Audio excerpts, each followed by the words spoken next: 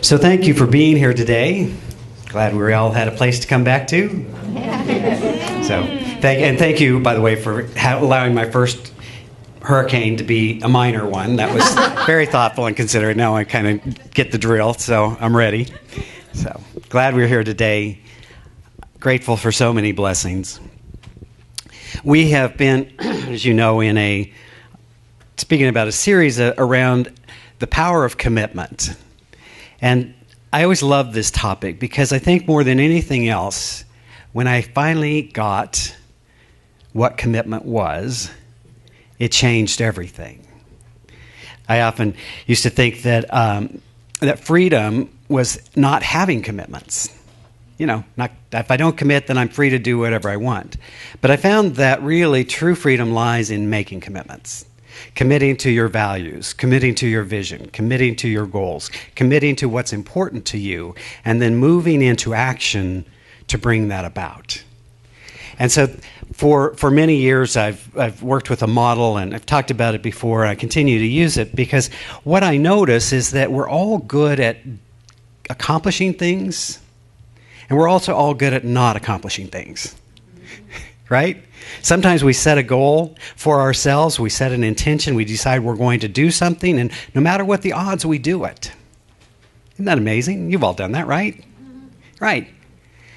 And yet also other times we say, well, I'm going to do this thing. I'm going to quit smoking, I'm going to lose some weight, I'm going to go to the gym, I'm going to really make spiritual life a priority, whatever, right? Fill in the blank. And then, for whatever reason, we don't. And I've always been intrigued by that. It's because sometimes in metaphysics, in New Thought, they say, well, you know, thoughts are things. You ever heard that? Yeah.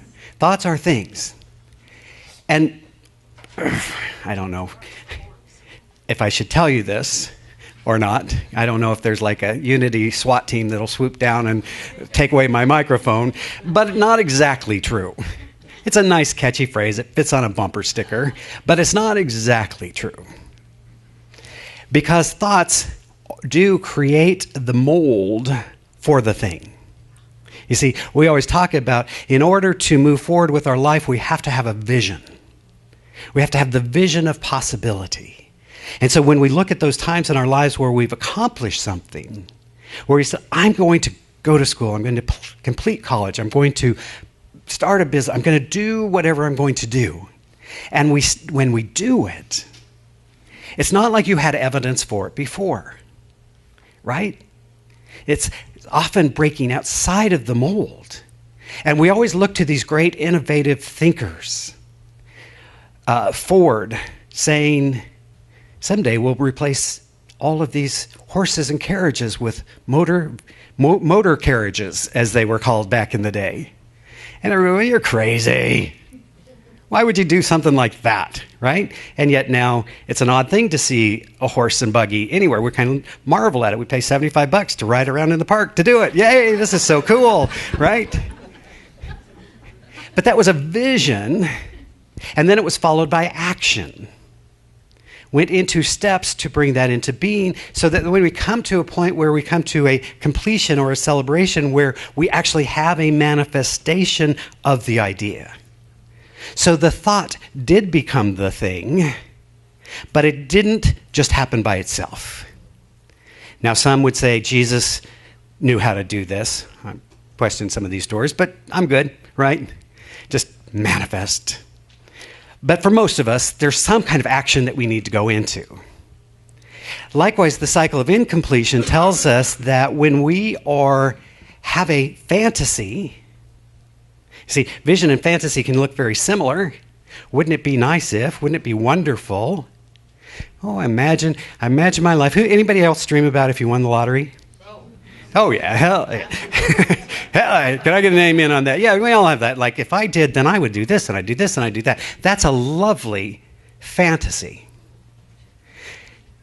It becomes action if you actually buy a ticket, but it's not really an action plan until that you win, and then you get to move into action in all those things, right?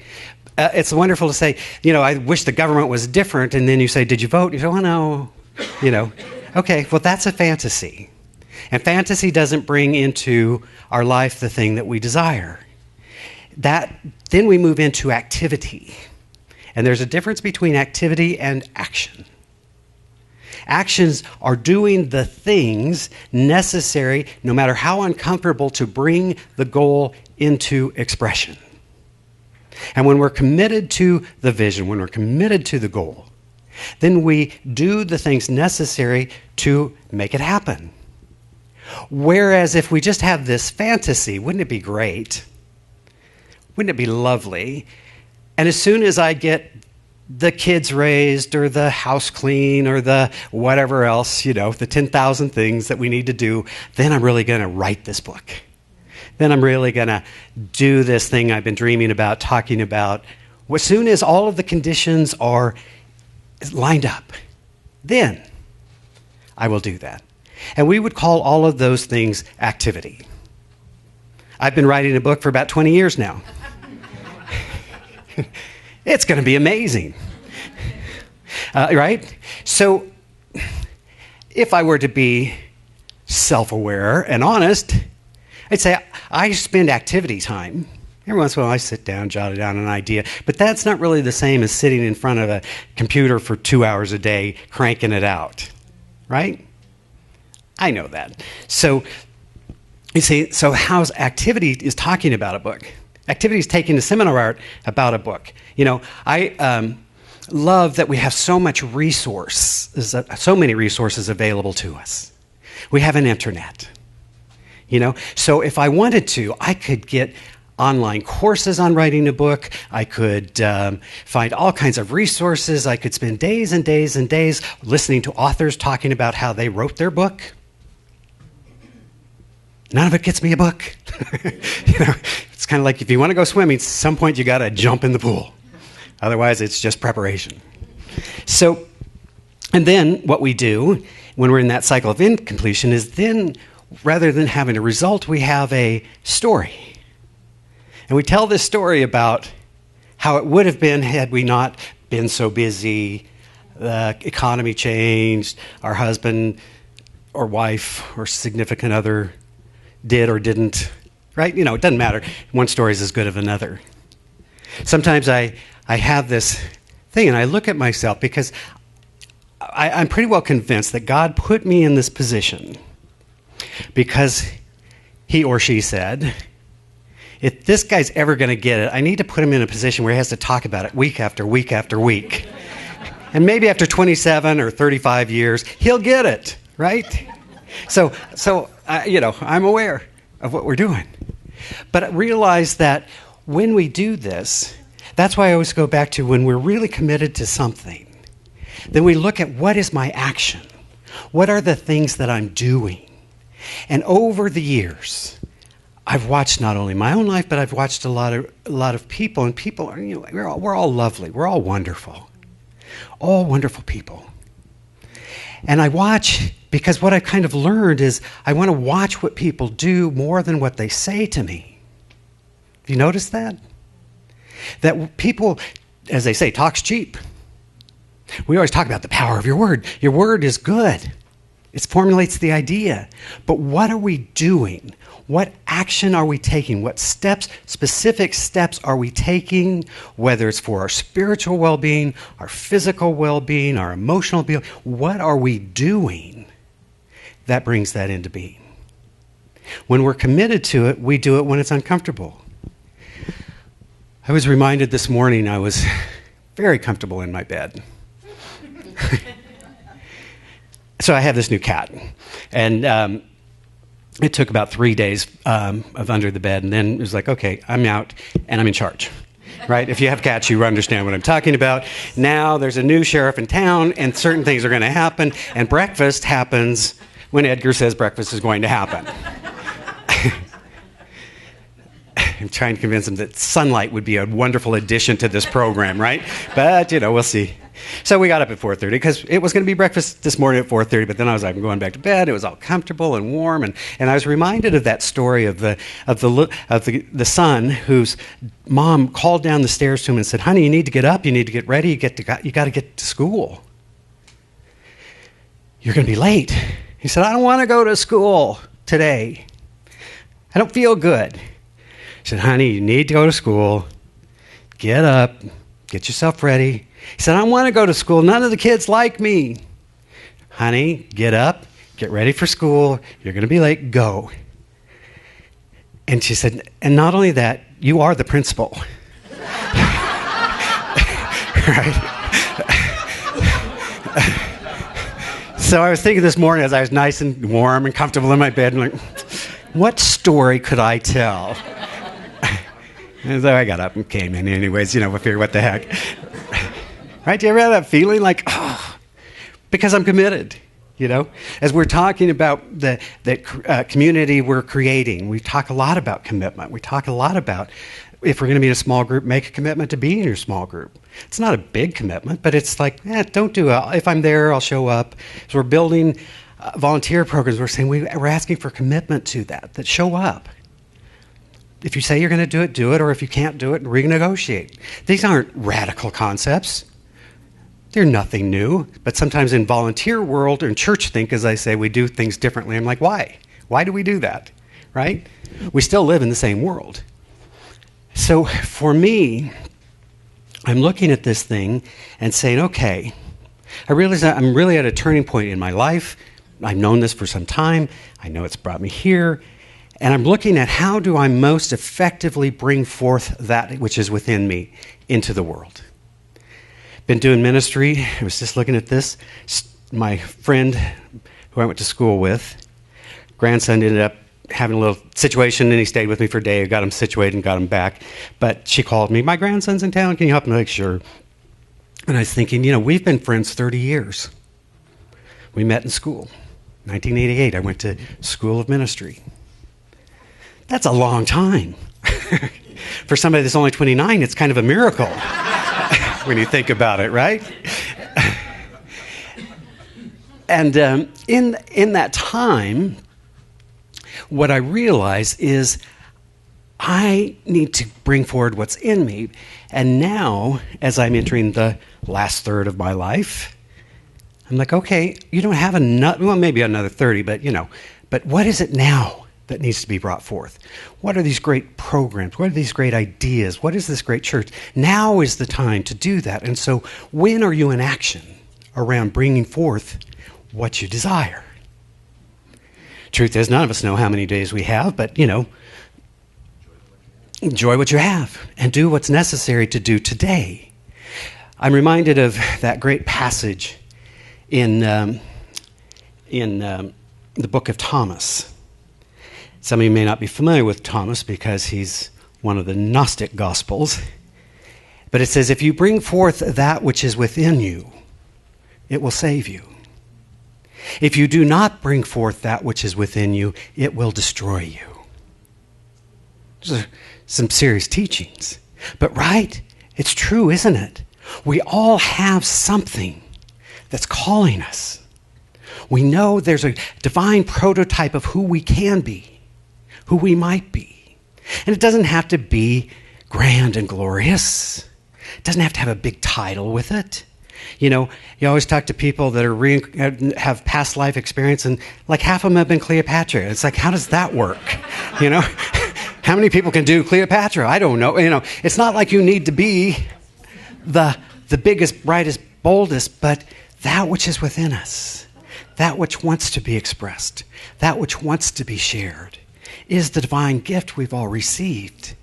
And if we bring that forth, we live a fulfilled life. And if we don't bring it forth, we are unfulfilled. Not because the world is not going to clap when you walk in the room, but because that part of your soul that longs to express itself fully, that chose to get onto this planet, to do this thing called life on earth, hasn't been honored and expressed fully. So we want to listen to what's in our soul. We want to listen to what we're called to do. There's this idea in the Eastern traditions about our Dharma, and the Dharma being our life's work, our authentic life, our soul's work.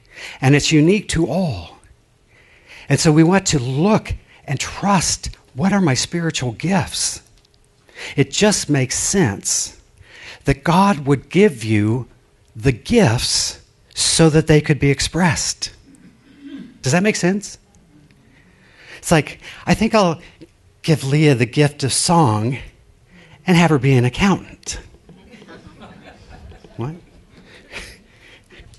Yeah, I was going to say, probably not a good match if you're like many artists. Likewise, right? We have a gift within us, and sometimes we don't even recognize the gifts because it's so natural to us. It's so natural to us that people go, you're amazing at that. You're like, me? I just do what I do. That's the gift. But it's meant to be expressed. That's why I love doing spiritual community, because it gives us a place that we can each bring our unique gifts and talents and abilities into a greater whole. There are so many things that I'm not good at, and I'm so comfortable with that. I didn't used to be, right? But I decided trying to do it all myself about killed me. So if we can invite people in to share their talents and their gifts, so you got to trust your spiritual gifts, and then you've got to do it full out. You've got to bring what's in you into the world. It needs to be expressed. This is a planet of expression.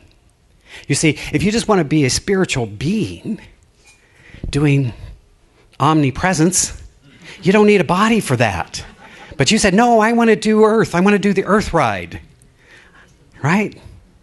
I want to go and express these talents into some way of being in the world. And so you got to have a body, and you got to come to planet Earth, and you got to be here. So do it full out. It's time to play.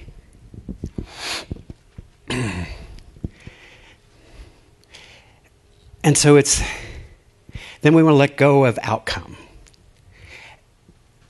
Time and time again. So sometimes we say, I've got this vision, and we can confuse our vision with the goal. And it's going to look like this, that, or the other thing. That's why we come back time and again to our mission. What am I here to do? What am I here to express? Who am I supposed to be? I often share, I've been in so many different things because in my life of ministry, there's been times when I've gotten to do other things beside ministry because, secret, ministry doesn't pay that well. Shocking.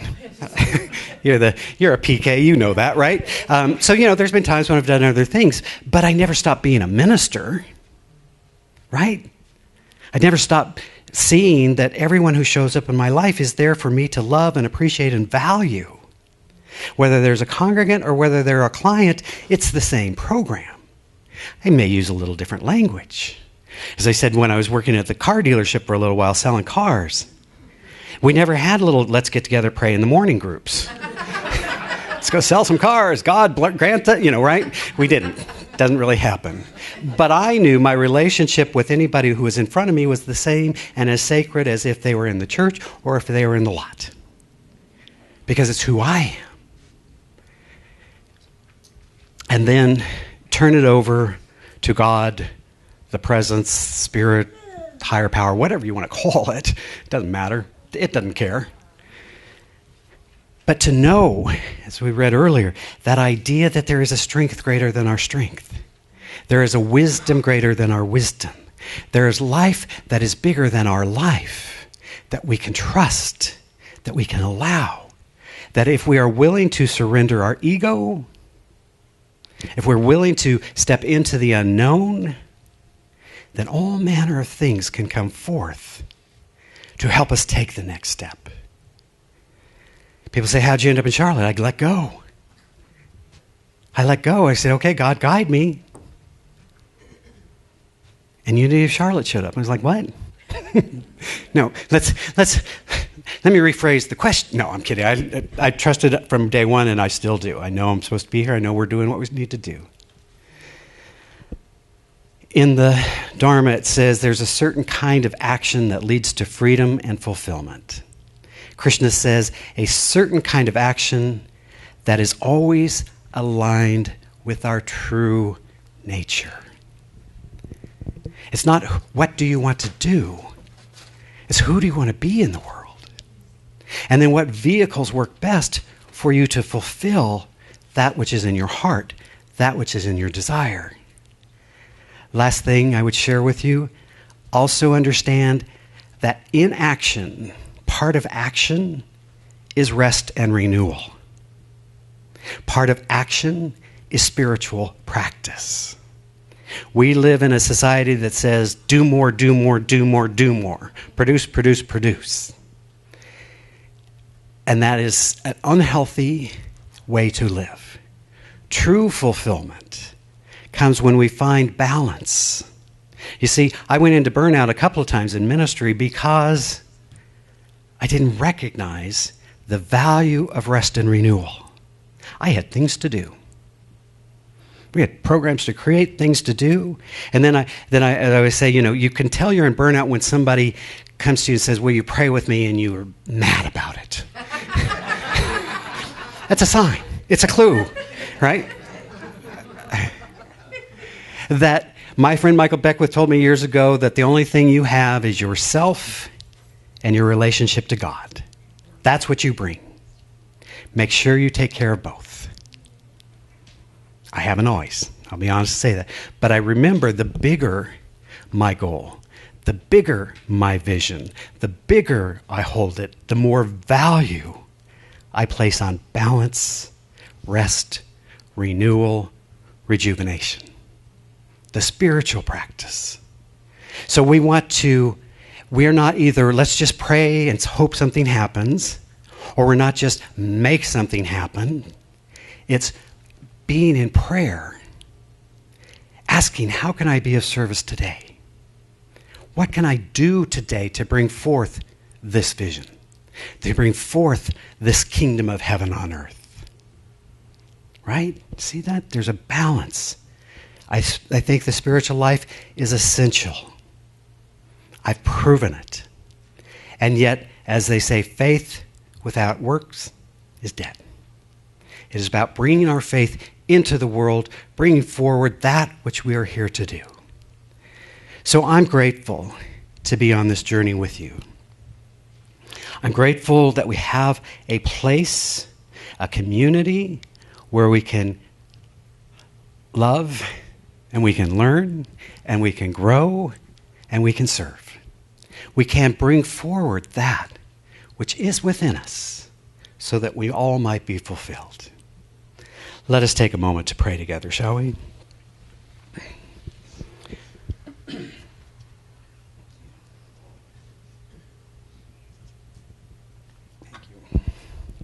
And so as we simply turn inward, and as we open our hearts to that divine presence of infinite love, and we open our minds to divine wisdom, and we remember that this one source, this one presence, this one power, this one life that has created all is our life. It is the thing that animates our being. It is that which breathes our breath, beats our heart, moves through every cell and system of our being. And that this one life, this infinite wisdom, is available to us as we make ourselves aware of it. In this moment, we're simply standing in the presence of the divine love and the divine power. And we're remembering the truth of who we are.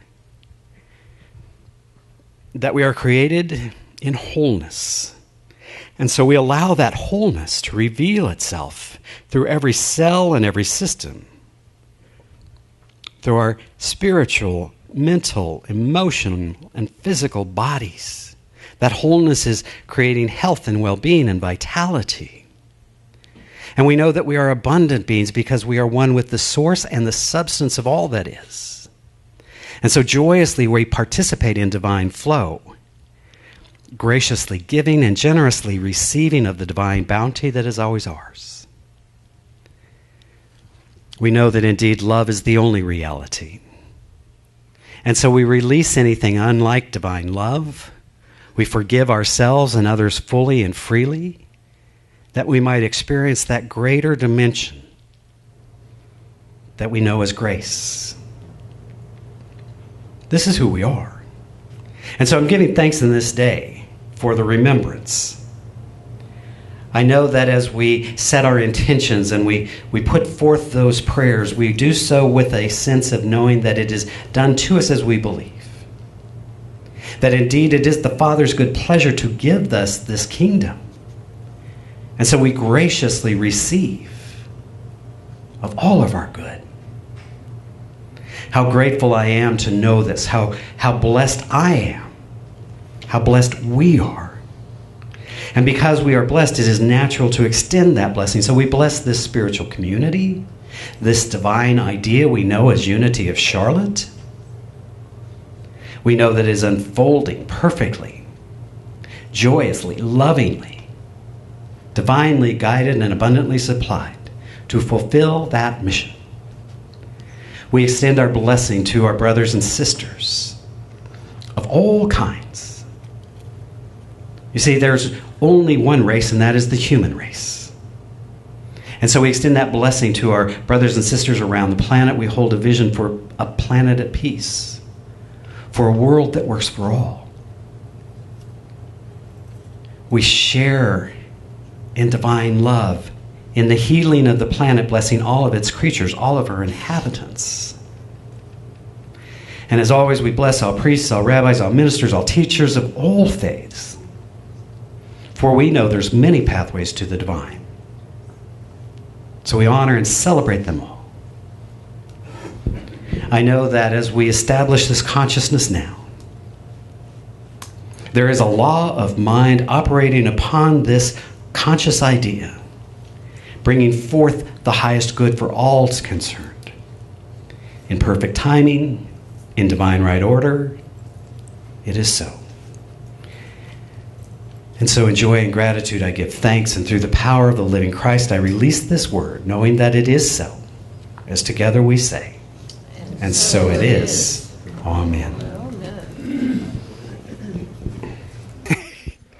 And do what I do, repeat after me. Okay, ready? Something magnificent is happening through me right now. Something magnificent is happening Big hands. through me right now. It is happening through my mind, through my body, through my affairs. I think it. I believe it. I accept it. I rejoice in it. I name it good and very good. Thank you, God. And so it is. Thanks, brother.